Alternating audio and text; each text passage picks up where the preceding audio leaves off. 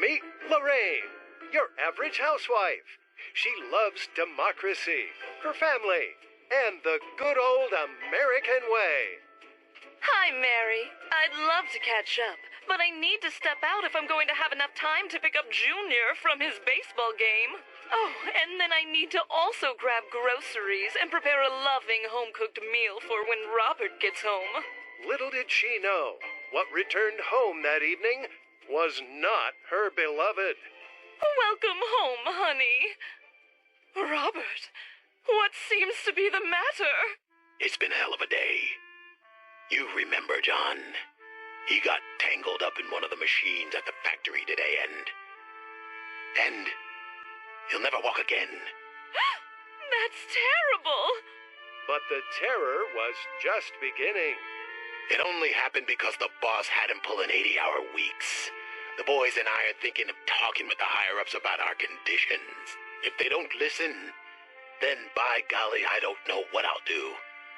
Maybe we'll stop working. Robert, darling, that sounds like a protest. Well, what if it is? I think a hard-working American is entitled to fair compensation for a fair day's work. If this system won't work, then maybe we just need to abolish it. I left the stove on. Give me a minute. Run, don't walk to your nearest theater to see every American's worst nightmare. Officer MacArthur speaking. What's your emergency? I think I married a Maoist. Witness what happens when horror comes home. Fear communism like never before when you see the Reds in full Panalux color. Only in I Married a Maoist. Paid for and directed by the U.S. Center of Anti-American Activities. From the creative minds of Aces and Eights, it's time to grab your pistols and saddle up. Get ready for an old-fashioned standoff as Keith McKinney, Giddy up! and Stanley Van Robb star in the most anticipated Western of the year. It's like taking candy from a baby. Mad Dog, let's get this loot and get a move on. Mad Dog? That mad dog had to be put down, just like you, darling. Introducing Molly Ryder as Cat Polly. The Fightin' Furies return in Last Stand at Fort McGee. Watching gorgeous Panalux color as the Fightin' Furies take on the worst the Wild West has to throw at them as they make their last stand at Fort McGee. In theaters now.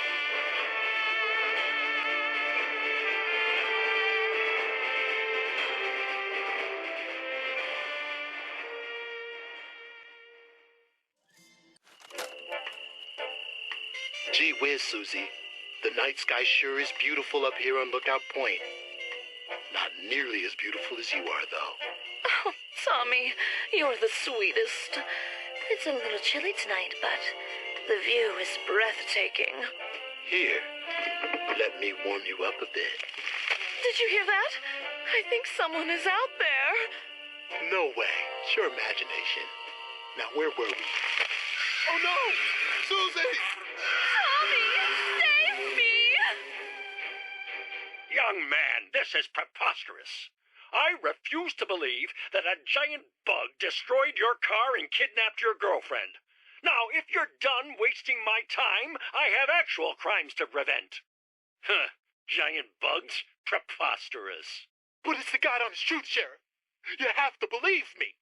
A gigantic insect did kidnap Susie. It was the size of a bus, and there are more than one. Those things are everywhere. You have to save her. That's enough out of you. Deputy, escort this chem addict out of here immediately. No! Stop! You have to listen to me. Big bugs, ants, spiders, cockroaches. Those bugs are not normal bugs. Oh, no. It's too late. Mother of God! What are those? humanity is threatened with annihilation by those born from the unnatural union of nature and radioactive fire. Creatures so terrifying that words cannot describe the horror those macabre, mutated menaces will bring. Those, coming to a theater near you this summer.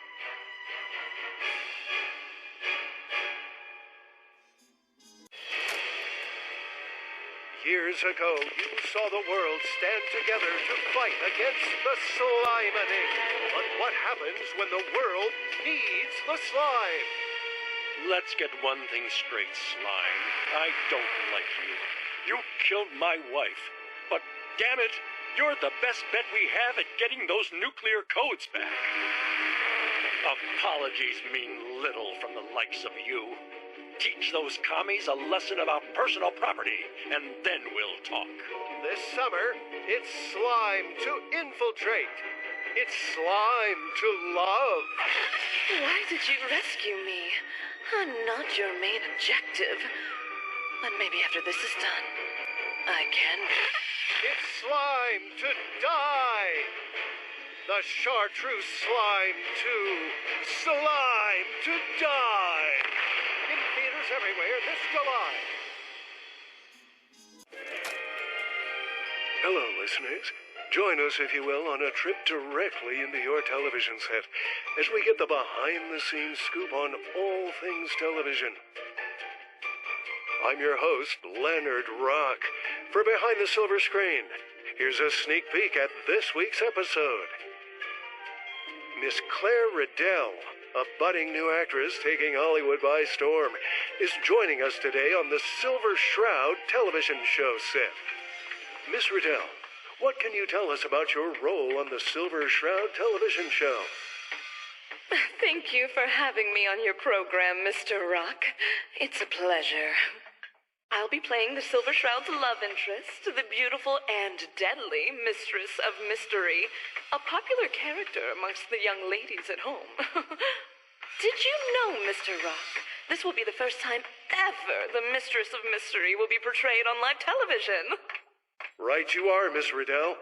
I can't wait to see you portray the Mistress of Mystery as she takes the leap from the dazzling pages of Hubris Comics and the GNR airwaves to our television sets. Truly remarkable. It's an honor to take the mantle of the Mistress of Mystery from Miss Rivers as we enter a new era for the character. I grew up fondly listening to her on the radio and hope I can bring the character to life as she once had. Here in safe and sunny California, we see the crew hard at work, building the hideout of the Silver Shroud. While filming will naturally be done here, I understand that you are expected to shoot on the rough and tumble streets of Boston. Tell me, Claire, it must be rather dangerous for you to take on bands of thugs and criminals. How do you manage to keep evil at bay? Oh, Mr. Rock, I've been training to play the role of the Mistress of Mystery for a couple of weeks now. As you can see behind you, the crew is still hard at work building the set, so no actual crime fighting has happened just yet. My agent has also hired a martial arts instructor, keeps me in tip-top shape for when the day comes to take on Boston's evil criminal empire. Thankfully, the Mistress is not taking on the entirety of Boston's criminal underworld alone. While she can pack quite the wallop, Silver Shroud is always close at hand. They make quite the tag team duo, if I do say so myself. Well, how did you like that backstage sneak peek into the world of the stars? I hope you'll join me in seeing the young and beautiful Claire Riddell usher the Mistress of Mystery into her biggest adventure yet. You can see more of this interview on Behind the Silver Screen with me, your host, Leonard Rock. Thank you, and see you soon.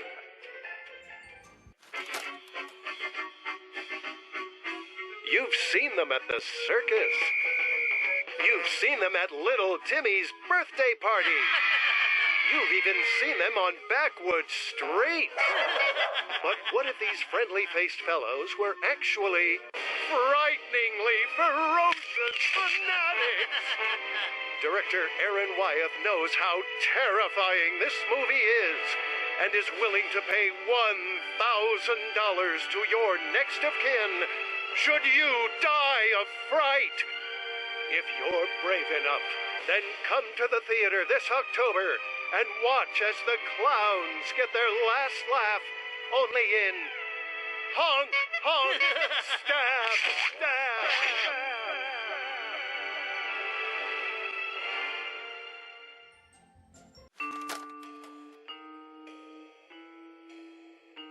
Frederick was your average all-American nuclear roboticist looking for solutions. Well, QX-57, we've given you 2 machine guns, but how can we utilize these missiles? Looking for advancements. 95 days on a single fusion core is good, but how can we make it better? Looking for love. Oh, QX-57. While I'm happy to dedicate my life to serving the old red, white, and blue, I feel like I've missed my chance to meet someone. What do you mean, I already have? This Valentine's Day, find out what happens when artificial intelligence leads to real feelings. I can't. You're a 2-ton weapon of mass destruction, and I'm just a human. You're right. I am a man with the need for love. Can a robot capable of white-hot lead also create red-hot relations? Find out in Weapon of Mass Attraction, launching soon at a theater near you.